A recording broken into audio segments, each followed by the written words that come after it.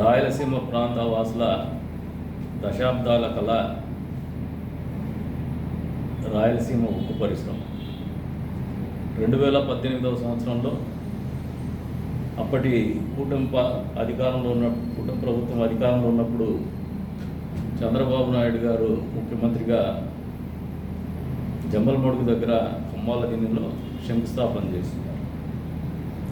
దాదాపు 18,000 కోట్ల రూపాయల పెట్టుబడితో 3 మిలియన్ టన్నుల ఉత్పత్తి చేసే విధంగా రూపకల్పన చేసి ఉక్కు పరిశ్రమకు శంకుస్థాపన చేసినారు. ఈరోజు చూస్తే 2019 ఎన్నికలకు సందర్భంగా జగన్మోహన్ రెడ్డి గారు ఎన్నికల ప్రచారంలో హామీ ఇచ్చినారు. జమ్మలమడుగు ప్రాంతానికి గుండెకాయ లాంటి స్టీల్ ప్లాంట్ని 3 సంవత్సరాల్లో పూర్తి చేసి 70% ఉద్యోగాలు స్థానికులకు ఇస్తారని చెప్పేసి మామూలుగా జగన్మోహన్ రెడ్డి అబద్ధాలు చెప్పడంలో ఆరితేరినటువంటి వ్యక్తి మళ్ళీ ఒకసారి ఆయన అబద్ధం హామీని నెరవేర్చలేకపోయాడు.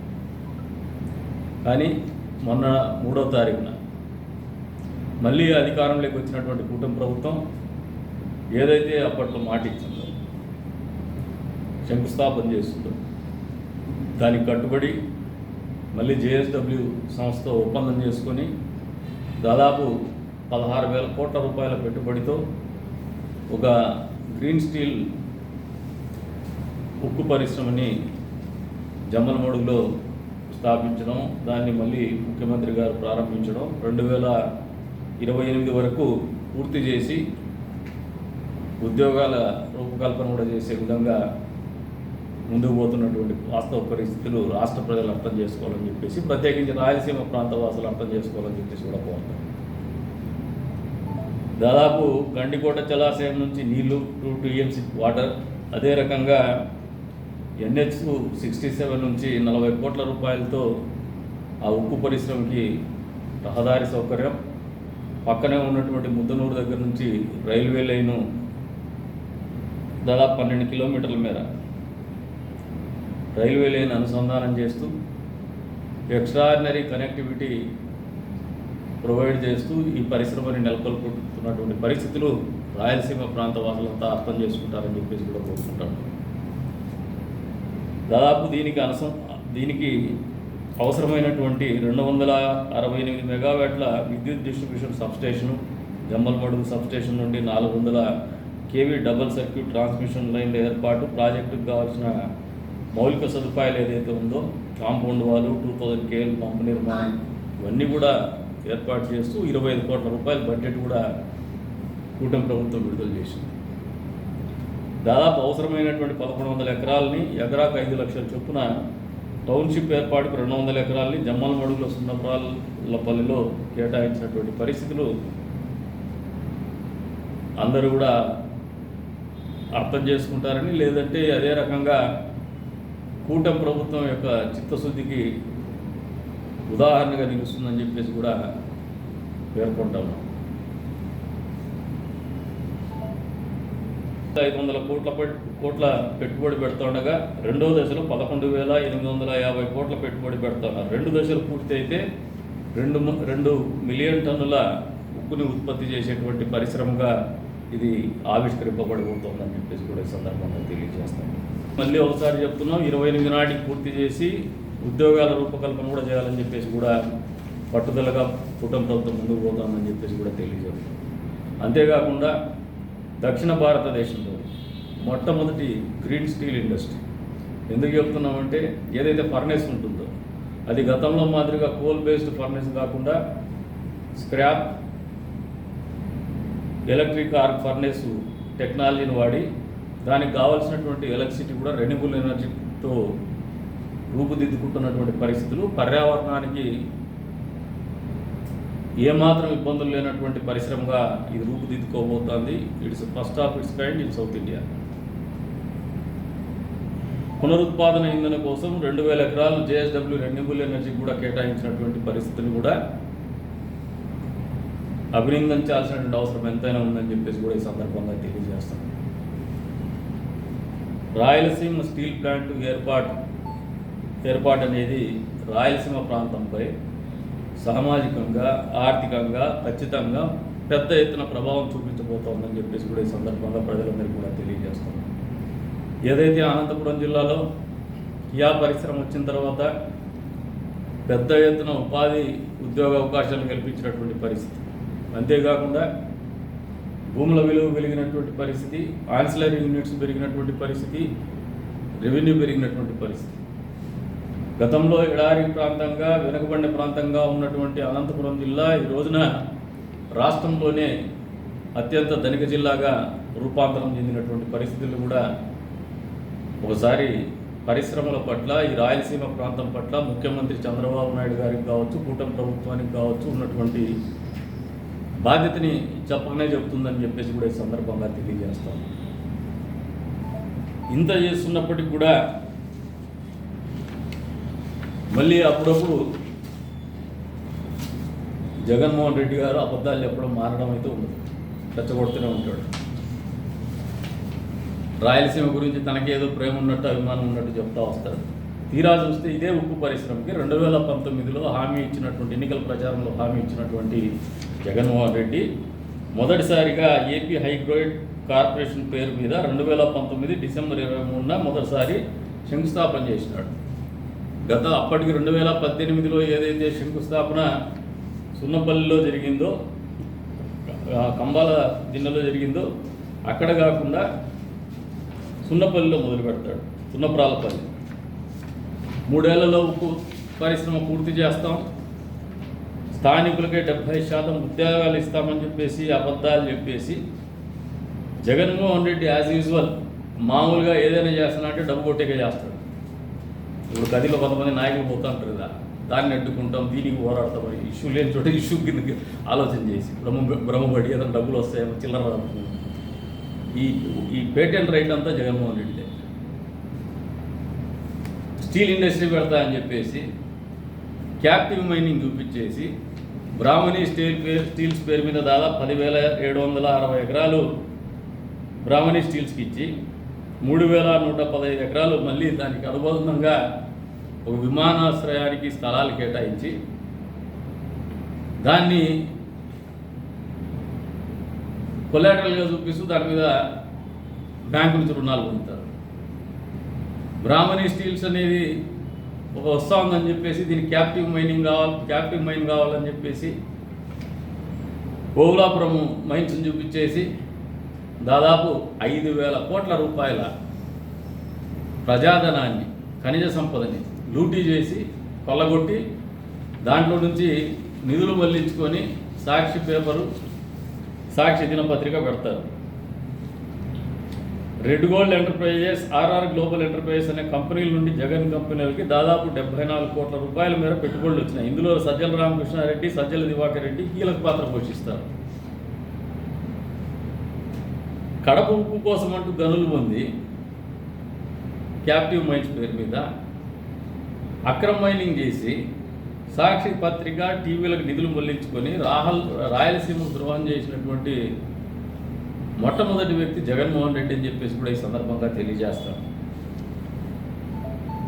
పైగా ఈ రోజున చంద్రబాబు నాయుడు గారు చేస్తున్నటువంటి బందర్ పోర్టు, భోగాపురం ఎయిర్పోర్టు, వెలుగొండ ప్రాజెక్టులు, మొన్న వెలుగొండ ప్రాజెక్టు నిర్వాసితులకి దశాబ్దాల కాలం పాటు భూపరిహారం ఇవ్వకపోతే సింగిల్ స్ట్రెచ్లో వారందరికీ భూపరిహారం అందించినటువంటి ఘనత కూడా చంద్రబాబు నాయుడు గారికి, కూటమి ప్రభుత్వానికి దక్కుతుంది. ఇవన్నీ కూడా జగన్మోహన్ రెడ్డి ఆయన క్రెడిట్, నా క్రెడిట్ అంటాడు. ఈ మధ్య నేను గతంలో కూడా మొదటిసారిగా 4 నెలల కింద ఒకసారి చెప్పినాను మీడియా మిత్రులకి, పవర్ పాయింట్ ప్రజెంటేషన్ చెప్తూ మరీ చెప్పిన, ఈయన మానసిక పరిస్థితి బాగాలేదని చెప్పేసి. మానసిక పరిస్థితి బాగాలేనటువంటి వ్యక్తులు రాజకీయాల్లో ఎన్నికల్లో పోటీ చేయడానికి అర్హులు కాదు. ఎలక్షన్ కమిషన్ కూడా ఒకసారి ఆలోచన చేయాలి. ఇంకా దానికంటే ముందే వాళ్ళ సొంత పార్టీ వాళ్ళే పూర్తిగా డైలమాలో పడిపోతున్నారు. ఈయన ఏదో పైకి లేస్తాము, నువ్వు పైకి లే, అక్కడ చేయి, ఇక్కడ చేయి అని చెప్పేసి వాళ్ళ శ్రేణులను అయితే పాపం కింద మీద పడి ఒక ప్రోగ్రాం చేయిస్తానే ప్రెస్ మీట్ పెట్టేస్తాడు సార్ మావి గారు, మామయ్య గొడ్డలి పార్టీ అధినేత. ఒక్క ప్రెస్ మీట్తో మళ్ళీ ఏదైనా 2-3 ధర్నాలు చేసినో 2-3 సమస్యలు లేని సమస్యల్ని ఉన్నట్టు చిత్రీకరించే ప్రయత్నాలు చేసేటువంటి వైసీపీ పార్టీ శ్రేణులంతా ఒకంత ఆశ్చర్యంలో, ఒకంత ఆందోళనలో, ఒకంత భయానికి గురి చేస్తూ ఇలా ప్రెస్ మీట్లు ఉంటాయి. ఒక రాష్ట్రానికి ముఖ్యమంత్రిగా పనిచేసినటువంటి వ్యక్తి, ఒక రాజకీయ పార్టీకి అధినేతగా ఉన్నటువంటి వ్యక్తి, ముఖ్యమంత్రిగా ఉంటూ అత్యధిక సంఖ్యలో సలహాదారులను పెట్టుకొని అత్యల్ప సీట్లతో హోదాను కోల్పోయినటువంటి వ్యక్తి 151 నుంచి 11 సీట్లకు పడిపోయారు. నాకు తెలిసి ఆ 11 కంటే ఎక్కువ మంది సలహాదారులు ఉంటారు.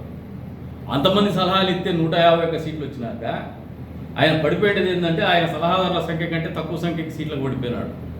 అంటే ఈయన సలహాలు ఇచ్చే వాళ్ళు ఏమన్నా పని వాళ్ళ లేదు, ఈయన సలహాలు ఈయనడా మళ్ళీ వాళ్ళందరినీ కూడా పిచ్చోళ్ళని చేస్తానడా. ఈరోజు ఈయన పెట్టే ప్రెస్ మీట్లు ఇన్న తర్వాత ముఖ్యమంత్రి హోదాలో ప్రతిపక్ష హోదా పనిచేసి ప్రతిపక్ష హోదా కోసం పోరాడుతున్నటువంటి జగన్మోహన్ రెడ్డి గారు ప్రజల గురించి, రాష్ట్రం గురించి ఏమాత్రం బాధ్యత లేకుండా